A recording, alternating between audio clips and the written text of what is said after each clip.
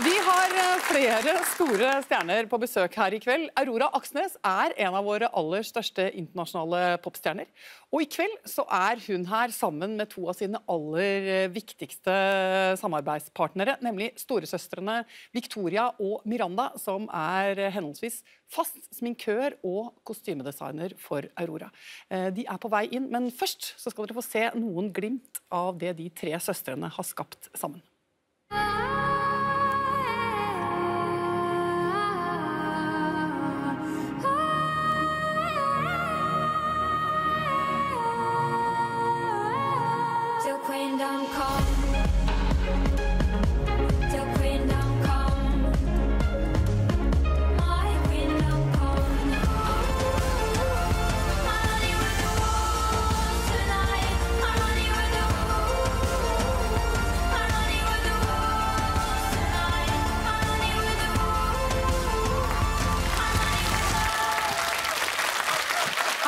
Victoria, Miranda og Aurora.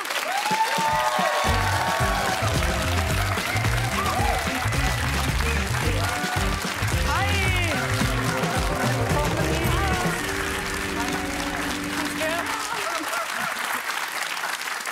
Velkommen hit. Her har vi altså søstrene dine, Miranda og Victoria.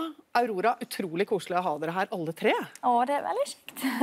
Kan ikke du si hva disse storesøstrene dine betyr for deg? Hvor viktig er det for deg å ha dem i livet ditt? Det er livsviktig. Jeg tror det er det beste som har skjedd i mitt liv, at mamma og pappa skapte Miranda og Vicky. At de finnes. Vi er jo bestevenner, og vi gjør alt i lag, og jeg får så mye kjærlighet fra de og støtte. Og ikke minst inspirasjon. De er så inspirerende bare som mennesker å prate med og være med. Og så er det... Jeg tror jeg har lært veldig mye om hva styrke er, for eksempel, av de to. Via ting vi har gått gjennom som familie, sånn som alle familier gjør. Og ting de har klart seg gjennom. De er noen av de mest sterke menneskene jeg vet. Og jeg har fått veldig styrke definert av de. Og så lager dere også helt konkrete ting sammen, som jo er litt spesielt for en søskenflokk, fordi dere har hobbyverksted, holdt jeg på å si. Når du skal ha nye antrekk, for eksempel til Oscar, hvor du skulle være med å gjøre Frost-sangen, så er det da akutt behov, må ha kostymer. Hvordan er det dere gjør det da, Victoria? Når det plutselig er behov for antrekk, hva slags verksted er det som iverksettes? Det var faktisk veldig likt sånn som det alltid er når Aurora skal ha et eller annet, musikkvideo eller fotoshoot. Det skjer rett før. Nå var det 2 uker før. Ja, by the way, jeg skal opptre på Oscars, og da trenger jeg 2 antrekk. Så jeg bare, å herregud, så kult, liksom. Hvor tid er det? 2 uker. Så jeg bare, ja, men det får vi til. Ja. Og så er det å få henne dit i studio, sette seg ned, litt god mat, litt te, dra fram litt sånn stoff som vi har liggende, tegnesaker. Hun roter til hele studioet mitt. Drar fram. Hun har jo vært rundt i hele verden, sant? Selvfølgelig, som hun alltid er, og kjøper på bånd og altså ja, dere har jo sett henne. Han kjøper med seg så mye sånn... For hun er skrotnisse, hun samler. Ja. Hoarder. Jeg er ikke det. Vi er ikke det. Skal ikke ha det på oss, bare som det er. Nei, ok. Det er hun roter til.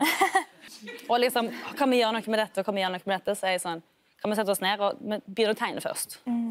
Og da tegner begge to mens vi snakker. Hun sier litt hva hun vil ha. Jeg foreslår og sier at det kommer ikke til å funke. Hva med dette? Og så finner vi ut av det til slutt, og så handler vi det vi mangler. Og så syr du og lager. Ja. Og så er det du, Miranda, som sørger for sminken. Hvorfor er det vanskelig at noen andre skulle gjort det, Aurora? Det verste jeg vet, utenom selvfølgelig åpenbare ting, det er å bli tatt på i fjeset. Det så hater jeg. Jeg synes det er helt forferdelig. For meg har det vært livsviktig at det er Miranda som legger på sminke. Det er veldig intimt. Ja, det er veldig intimt, og jeg sliter litt med det. Så det er kjempeviktig. Hva gjør du da? Hvordan sminker du Aurora for at hun skal bli Aurora? Jo, det er jo...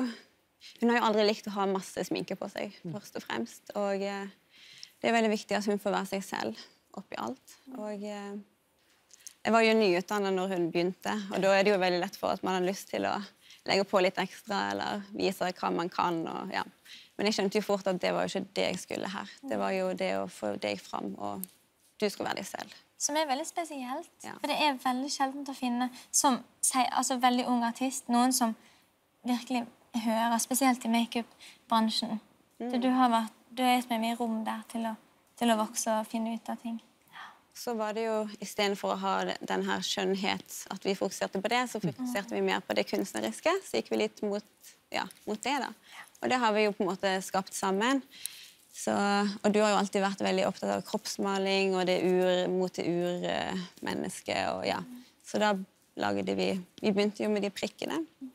Så ble det jo disse strekene etter hvert. Nå har vi prikker og streker. Hva sa du?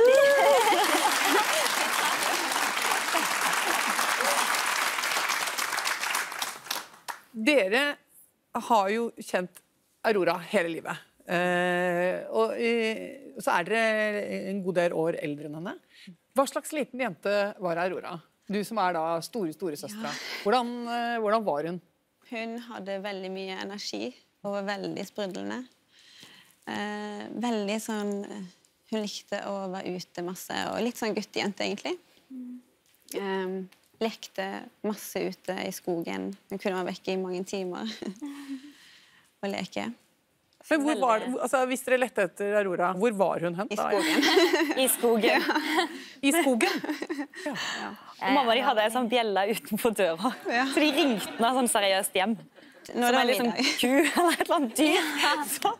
Det var en ku, når jeg var liten. Ja, men vi har en stor sånn, eller ikke en stor, men en stor, Han er ganske stor, bjelle. ja. Liten i forhold til en kirkeklokke, men stor i forhold til en liten bjelle. Ja, jeg skjønner. Og så ringte de ringte meg inn, for jeg var ofte helt til kveldsmat Ja. ute i skogen. Ja, så man også gjør med sauene til kvelden, og koselig. Ja, Kom hjem. Kanskje ikke ku. Ja. ja så det var meg og sauene da som sprang inn. Spiste jo den. Men Miranda, jeg lurer på, når skjønte du at hun hadde musikk i seg? Egentlig når vi var vel på en sånn... Var det ikke når vi var på sydentur? Hun begynte i hvert fall å hun sang, hun lærte seg, vi var vel i Hellas, og så lærte hun seg en sang på gresk, og så sang hun hver eneste restaurant vi var på, så sang hun. Og hun hadde så fin stemme. Og alle ble helt sånn, de bare liksom stoppet opp og hørte på at du sang da. Og da var det i hvert fall stemmen som var veldig i fokus. Men det var vel når du var sånn 12 år, 11-12. Så når jeg hørte deg, din egen musikk da. Ja. Og så, ganske ung, så oppdaget jo folk rundt at du lagde musikk og ville gjerne vise frem deg og den musikken til andre. Hvordan var det da Aurora fortsatt i tenåra plutselig var del av musikkbransjen og ble en sånn man snakket om og var et sånn stjerneskudd ganske tidlig? Det var veldig... Og jeg skulle til å si rart, men det var egentlig ikke rart, for vi visste jo at du var flink. Ja, vi visste det. Jeg husker veldig godt, for det var Bylarm. Hvor tid var det da? 2005? 14, herregud. Og en var jo det at jeg følte ikke at jeg egentlig hadde sett Aurora så mye de siste 3 årene når jeg hadde studert. Og plutselig se henne i liksom i full blomst da, følte jeg at dette var det Aurora skulle drive med. Det var ikke rart. Det falt litt sånn på plass hvem du hadde blitt de årene jeg hadde vært vekke. Veldig ung, så vi var jo bekymret for liksom hvordan dette skulle bli, for vi skjønte jo at du kom til å bli stor en dag. Det visste vi. Og så visste vi også at du var veldig spesiell, og du kom til å stå på det og ikke forandre deg, for du vet liksom, du visste allerede da hvem du ville være, og at du også liksom, ingen kunne liksom komme inn og si hvordan du skulle være.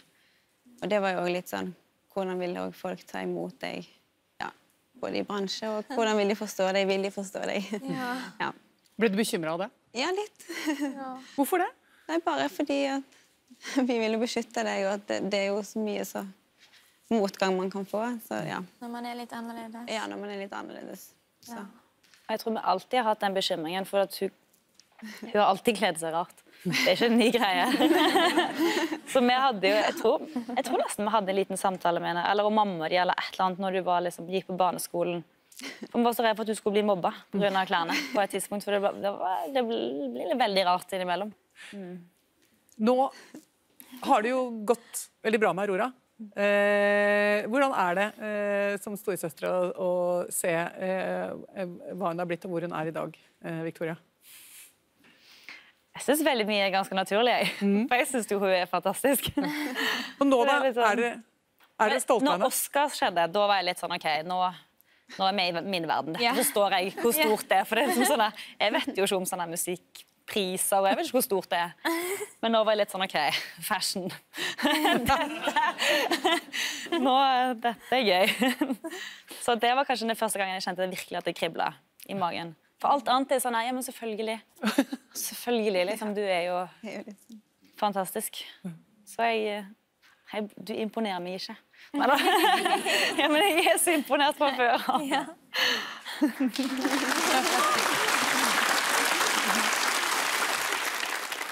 Aurora, siden du er en stolt feminist, så tenkte jeg du skulle få bli med videre og møte den neste gjesten, for hun er absolutt en søster i ånden. Men da vil jeg bare si tusen takk til Miranda og Victoria for denne nydelige attesten om søsterkjærlighet. Takk skal dere ha.